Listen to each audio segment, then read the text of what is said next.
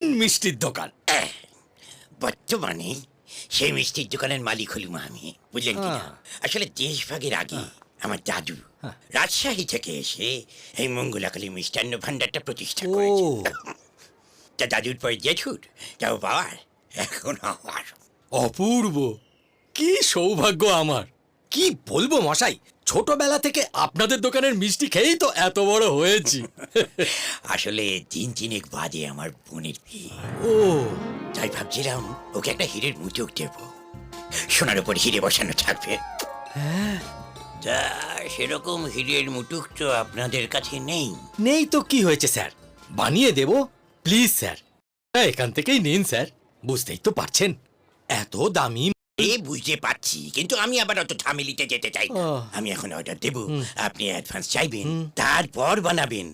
পোষাবেন না, আমি ক্যাশ টাকাতে কিনবো, আমার রেডিমেড জিনিস চাই। অ্যাডভান্স দিতে হবে না স্যার, আপনি শুধু অর্ডারটা দিন। আপনার মতো মানুষ আমাদের এই শোরুমে এসেছেন, এটাই তো আমাদের সৌভাগ্য স্যার। পরশুদিন এটা পেয়ে যাবেন। জিনিস কিন্তু আমার জেনুইন চাই, এটা আমাদের পারিবারিক প্রেস্টিজের ব্যাপার। অবশ্যই।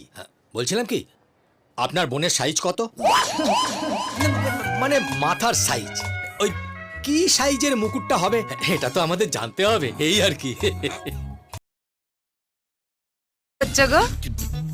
বুঝো কথা। ওমা তাই? চলো না, আমি পুজো করবো, তুমি আমার পাশে বসে আমার ব্রত কথা শোনাবে। ওই দেখো, এইটা তো ইংরেজি বোঝো কথা, ও তোমার ঠাকুর বুঝবে না। তুমি যাও পুজো করো, আমি এখানে বসে ট্রান্সলেট করে তোমার ঠাকুরের এখানে পৌঁছে দিচ্ছি। ঠিক আছে। আর শোনো, পদ্মা রান্নাঘরে আছে, কিছু দরকার লাগলে ওকে বলি, কেমন?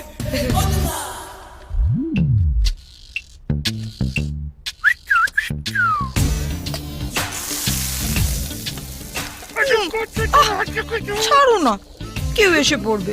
এখন কেউ আসবে না, পৌলমি স্নান করছে আর তোর বৌদি পুজোয় বসেছে। আমাকে বলেছে পদ্মর কাছে যা দরকার চেয়ে নিও। এসো বুবাই, এসো এসো। বৌদি, তুমি বুবাইকে নিয়ে উপরে যাও, আমি চট করে চাবিটা নিয়ে আসছি। আরে যে তুমি যাও, অটো থেকে মালগুলো নামাও। হ্যাঁ, কি আমি মাল না পাবো? আচ্ছা আমি কেন? এখানে এখনই দিয়ে না। উফ, তরকারিতে নুন দিতে হবে না? নুনশোটা কখন শেষ হবে? তুমি কি কি ব্যাপার? বলা নেই ক নেই, কচু বলে একেবারে বাড়ির ভেতরে ঢুক বললে।